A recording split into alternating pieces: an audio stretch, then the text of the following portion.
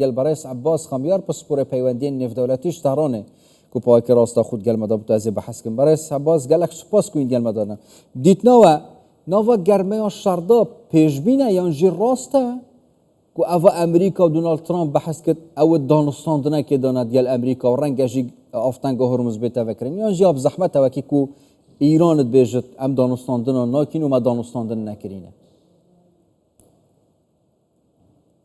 بسم الله الرحمن الرحيم. تحية نايخواي بخشن مهربان سپاس بو تو بنيراني برز الحقيقة للراستي دا تصور پیش بینی هناك يوجد ناکم يصدق الرواية کەسێک باوەڕ بکات هذا ئەو التباين چیرۆکە ڕاست بێت بەهۆی ئەو هەڵبەز و دابەز و گۆڕانکاریەی لە بڵاوکراوەکان و لێدوان و بڵاوکرا ڕۆژنامەکانی دۆناڵد ترامپ هەیە بە تایبەت لە پرسی هەڵوێستی لەسەر ئەو بابەتە بەڵام ئێران لای خۆی ڕەتی دەکاتەوە پەیوەندی هەبێت لەگەڵ ئەمریکیەکان لە هەمان کات نێوانگیری نێودەوڵەتی هەن لە گفتوگۆ کراوە لە نێوان وڵاتەکان و ئێران بۆ نمونە تورکیا پاکستان و عومان و وڵاتی دیکەی ئەوروپیشان داوا دەکەن نێوانگیر بن بۆ چارەسەری زۆربەی پرسکە لە ئاڵۆزەکان ئێرانیەکان ئامادەیان تێدایە بۆ ئەوەی دانوستان بکەن بەڵام متمانە بەلایانی بەرامبەر نییە بەهۆی ئەوەی ڕوویدا لە دانوستانی ڕابردوو پێشووتریش دەری خستووە کە دیپلۆماسی بەکاردەهێنرێت بۆ وەکو ئامرازێک بۆ هەڵخەڵەتاندن دواتریش بردبان دەست پێ دەکات هەرچۆنێک بێت ئێران مەرجە تابەتەکانی خۆی هەیە ئەگەر ئەو مەرجە تابەتانە لە بەرچاو بگیرێن دەکرێت دانوستان بێتە ئاراوە. باشه اگر دانستاندن نبن بوچی امریکا بحثا دانستاندنیت کرد یعنی کود بجن دانستاندنین هی ما بس جیت چی افان آخفتنات کرد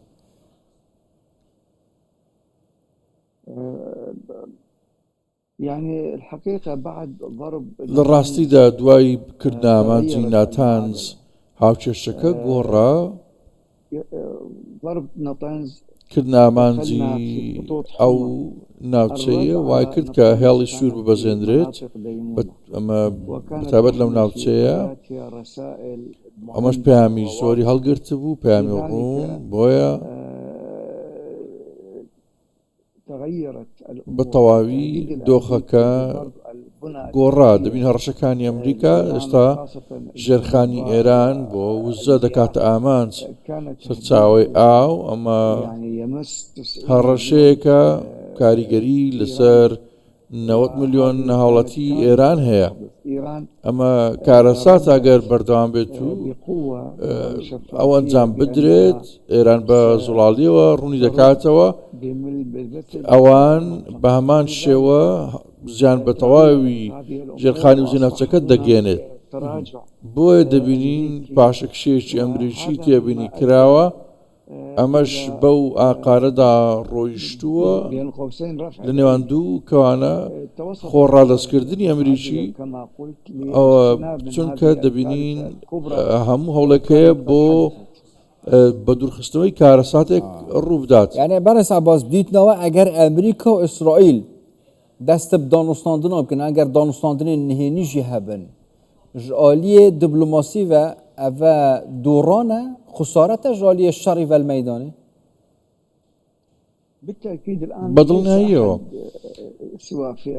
ئێستا کەسێک نییە بێجگە لە ئەمریکا و یان لە دەرەوەی ئەمریکا لە وڵاتانی ناوچەکە هەموویان دڵنیایی لەسەر ئەو دەکەنەوە کە لایەنی ئەمریکی و ئیسرائیلی ناتوانن سوود لەو جەنگە ببینن ئەوان دەیانگوت کە ڕژێم دەگۆڕن لە ماوەی 48 کاتژمێر دواتریش دەیانگوت گرەویان دەکرد کە گەلی ئێران حکوومەتەکەی خۆیان دەگۆڕن ئێمە پێچوانەی ئەومان بینی خەڵک بە وابەستەی ماوەتەوە بەهێز لەسەر پێی خۆی وەستاوەتەوە لەسەر لە شەقامەکان بەرگری لە ڕژێم دەکات سيأتي ئەوان دەیانوت مرشد کە يتبع ئاەت الله ڕابەرێکی دیکە دێت کە پابەندی سیاسەتەکانی ئەمریکا و سەرۆکترەمپ بێت، بەڵام ئەوە ڕووی نەدات. دەبینین ڕێبەرێکی دیکە هاتووە ڕەنگە پێداگرتر لە نێوکان دووکەوانە زۆر ورتر بێت، ڕشتر بێت لە ڕێبەری پێشووتر، کەواتە هیچ ئامانجێکی ئەمریکی و ئیسرائیلەکان بەدی نەهاتووە لەو ئامانجانێک کە دیاریان کردبوو. دەڵێن کە گوای ئەوان دەستیان بەسەر ڕژەمی موشەکی ئێرانی داگرتووە، چەکی ئێرانی لە نێوە بردووە، هێزی دەریان لە نێو بردووە. ئەگەر ئەوان ئەنجام دابێت کەواتە چێە کە ئێستا گەروی هورموز قەتیس دەکات و جڵەوی کردووە، هەموو ئەمە دەری دەخات کە بەو شێوەیەنی کە باز دەکرێت. ئەگەر ئەم دیساژی ئاخفتنا ئەمریکای ڕاست بینین و ئەوە ئەکسیوژێ ماژە پێت کرد و دانوستاندن هەنە و ئەو کەسێ دانوستاندن گەل تێدەکردن محەممەد باقر قالیبافێ سەرروکێ پەرلەمانە ئیرانەیە. ئەگەر ئەم هوسابدانین دێژالیە ئیرانێ و سەرکرداتیان یا ئیرانێ و قبیلکردی بە دانوستاندنێن و سابن یان ژی هەر کەسێکێ دانوستاندنات ناڤاڤێ ڕەوشێدات گەل ئەمریکای بکەت خیانەتکارە.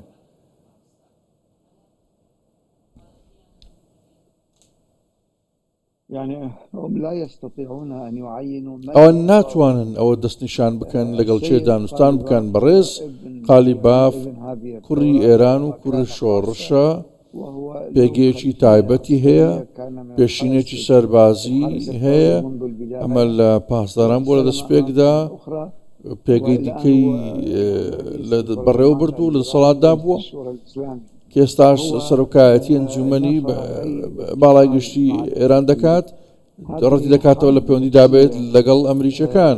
ئەمە جەنگێکی دەرونیە بەرامبەر بە تاران ئەنجام دەدرێت، جەنگێکی میدیاییە، دەیانەوێت دەبین دابەشکاری بخەنە نێو دامەزراوەکانی ئێران. ئێران خۆی دەستیشانی دەکات چێ دانوستان بکات لەگەڵ ئەمریکا. بەڕێز عراقچی ئەو بەڕێوەبەری دۆسەی دانوستان و کاروباری دەرەوەیە،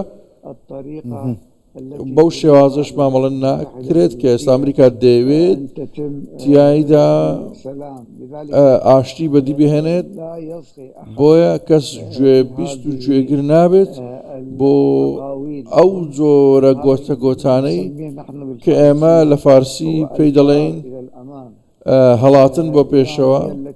ئێران دەستیشانی دەکات کە لەگەڵ چێ دانوستان بکات و شوێنی دانوستان کوێیە، ئەویش پێشووتر مەرجەکانی خۆی دەخاتە بەردەست. ئەگەر ئەو کاتە ئومێدێک هەبێت ڕەنگە ئەوە بێت ئاراوە، بەڵام ئەمەش ئەوە دیاری دەکات کە لە داهاتوودا چی دەبێت و جەنگ دووبارە نەبێتەوە، کە جەنگێکی سێم دووبارە نەبێتەوە. ئەمە گرنگە، زۆر گرنگە. يعني دیتناوە بەحەزکردنەوە ناڤا ژالیە ئەمریکا و ژالیە ئیسرائیل و کو دانوستاندن گەل کەسên ئیرانی هەنە تنێ بۆ دروستکردنا دووبەرەکەیەت ناڤا civaka ئیرانی دا هەوسا پیشان بدن ku dijminit nava îranê bi xwe dihene ku destê xwe kiriyet nav destê Amerîkayê da.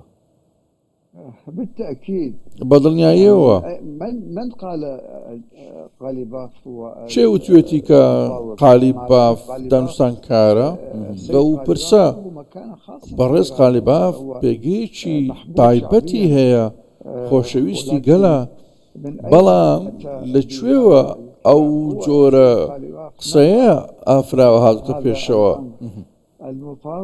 دانوستانکار ئێران وڵاتی دامەزراوەکانە، دامەزراوەی تایبەتی خۆی هەیە. ئەنجومەنی ئاسایشی دەوڵەت ئەوە دەستیشان دەکات وەزارەتی دەرەوە بەرپرسیاری سەرەکی نوێنەراتیکردنی دانوستانی دەرەچی و سیاسەتە گشتەکانە لەگەڵ جیهانی دەرەوە لە هەر دانوستانێک. لە شێر فەرماندەیی بەڕێز خامنایی ئەوە دیاری کراوە دەستور ئەو دەسەڵاتە لە مادە 108 ئەنجومەنی ئاسایشی نەتەوەیی ئەو بڕیارە باڵانە دەدات کە چێت چی ئەنجام بدات. ئەمەش پشتڕاست کراوەتەوە ئەگەر هەر شتێک لە چوارچێوەی ئەو چوارچێوەیە دابێت ئەو کاتە ڕوونەوە ئەنجومەنی باڵا دەسوەردان دەکات و ڕاوێژ پێشکەش دەکات و فەرمان دەردەکات. پەرلەمان ڕۆڵێکی گەورەی هەیە لەو بوارە، بۆیە بڕیاردان لە ئێران بابەتێکی زۆر ئاڵۆزە، ناتوانرێت کەسێک یان دەوڵەتێک لە دەرەوەی سنوورەکانی ئێرانەوە خۆی بسەپێنێت و بڕیاردەری ئێران دەستنیشان بکات چێ دانوستان کار بێت یاخود نا. باشترین نمونە ئینانە شەڕێ پار ساڵی 12 ڕۆژیە. ئەگەر ئەم نمونە بینین ئایا چڕێکێکی شەڕ ڕاوەستت دانوستاندنê nihênî hebîne bû nûmunet pirzgirêk û alûzî şerêt berê da ya dumayekî jiyê 12 rojiyê gel Amerîkayê bi taybetî jiyê rastaxû nêvbera Îran û İsraîlê da û eger vê carê danûstandinek hebit pêşbîne çi danûstandinek bibit? Yan jî mercên danûstandinê dê çi bin ji aliyê Îranê ve eger mêza danûstandinan hebit rastî?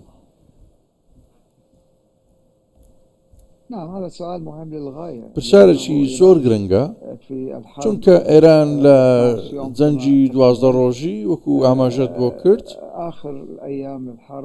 لە دوایین ڕۆژەکانی ئەو جەنگە ئیسرائیل داوای لە ئەمریکا کرد فشار لە ئێران بکات بۆ وەستاندنی ئەو جەنگە. زیانەکانی زۆر بوون، ئەو کات بڕیاردرا دانوستان هەبوو، بەڵام جارێکی تر دوای 6 مانگ دەبینین کە جەنگ دووبارە دووپات دەبێتەوە.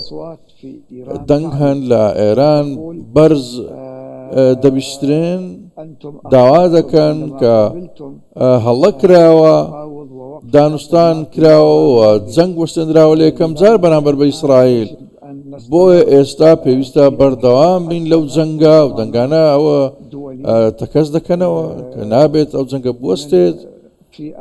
لە شێوازی نێودەوڵەتیدا جۆرە شتێک پێشنیاز بکرێت، ڕێکەوتنێک کەمە دووپات نەبێتەوە و هاواکات قەرەبووی زیانەکانی ئێران و گەلی ئێران بکرێتەوە لەو جەنگانە کە سەپێنراون و هەراسانکار و دەستدرێژی کارەکان بەرپرسیار ببیندرێن و ڕێکاری دیکە بەئافرێن بۆ بەڕێوەبردننی گەروی هورموز لەگەڵ ئێران، چونکە دەوڵەتێکە کە جڵەوی لەسەر ئەو ناوچەیە هەیە دەبێت تەواوی بن کە سەربازەکانی ئەمریکا لە ناوچەکە نەمێنن، نابێت بەبێ بوونی ئەوانە ئاشتی بەدینایەت. ئەمە زیان بە ئێران دەگەێنێت ئەگەر ئەو مەرجان لە بەرچاو نەگیرێن. بە پێی ڕوانگەی ئێران بەرگریەکی پیرۆزە و بەردەوام دەبێت ئەو شەڕە. باشە بەریا شەڕی لایەنێکە دانوستکار یە mêza avakar ji bo rawestandina şeriyan jî destpêkirina danûstandin rasteqûk û berdewam hebîne jî rêka danûstandina pirzgirêk bêne çareserkirin eman bîye yan jî welatên kendavê jî giştî ez biheskim. Pêşbîne vê cariye beriya ku danûstandinek rasteqût nêvbera İran û Amerîkayê da çêbit nêvbera İran û welatên kendavê da çêbit ji bo ku welatên kendavê dîrî şerî bin.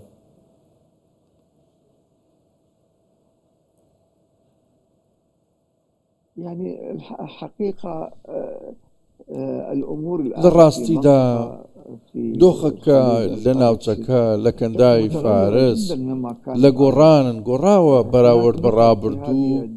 هەندێک خەڵک لە وڵاتانە دەپرسن سوودی هەبوونی ئەمریکی چییە لەو ناوچەیە، ئەو تێچوە زۆرانەی کە لەسەر ئەوان دەکەوێت و ئەو وڵاتانە دەیدەنە ئەمریکا لە هەمان کات بەرهەمدار نابێت. ئەمریکەکان لە یەکەم تەقاندنی فیشەک لە ناوچەکە هەڵهاتوون و بەرگریان لەو خەڵکانە نەکردووە، لە وڵاتانیان نەپاراستووە، پاشەکشیان کردووە. کاتە هەبوونی ئەمریکا لە ناوچەکە بارگرانی و لە هەمان کات شەرمەزاریە بۆ ناوچەکە. دەبێت دۆخێکی دیکە بێتە ئاراوە. ئێران لە دەستپێکدا ئێرانیەکان ئاماژیان بۆ کردووە پێویستە کۆدەنجی و ئاسایشی گشتی هەرێمی هەبێت بۆ ئەو ناوچەیە. ناتوانێت ئێران لەو ناوچەیە بخرێتە دەرەوە و داگیر بکرێت. دەبینیت ئەو کەناراوە مەزنەی کە هەیە کە یەکسانە بە تێکڕای وڵاتانی کەندا و بە هەمان شێوە لە ژێر ڕچێف و لە سنووری جوگرافی ئێرانە، چۆن دەکرێت وڵاتێکی بیانی لە دووری هەزاران کیلۆمەتر دەستی بەسەردا بگرێت و ئاسایشەکەی شلۆق و لەرزۆک بکات بۆیە دۆخی داهاتووی ناوچەکە بە شێوازێکی دیکە دەبێت بەو دانوستانە نەبێت یاخود ئەو دانوستانانە هەر دروست نەبن. پێویستمان بە جۆرە دۆخێکی ئاسایش و ئەمنی تایبەت هەیە بۆ وڵاتانی ئەو وڵاتانی سنووریان بەسەر کەنداوەیە بۆ ئەوەی شتێک بێتە ئاراوە. گەلک سوپاس بەڕێز عەباس خامیار پسپۆرێ پەیوەندیên navdewletî ji Tehranê gelmeda bûn. Gelek spas bûye.